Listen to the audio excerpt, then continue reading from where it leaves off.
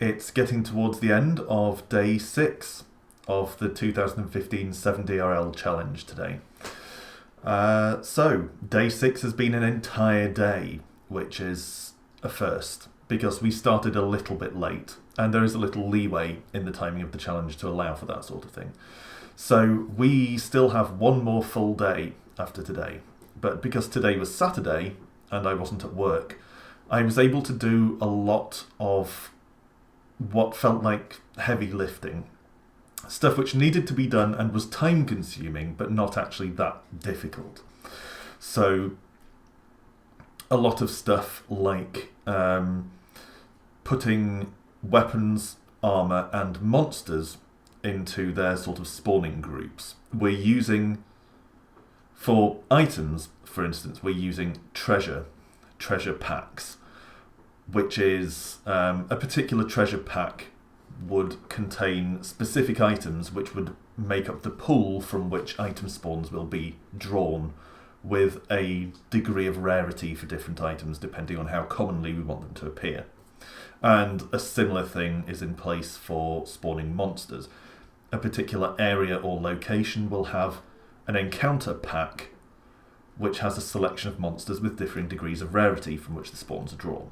So I've been putting those in place for today. That's a lot of what I've done. I've also been doing abilities, weapon abilities. So actually putting them in, for a start, putting them into the database, and assigning suitable icons to them for our neat little graphical UI that we've got going on.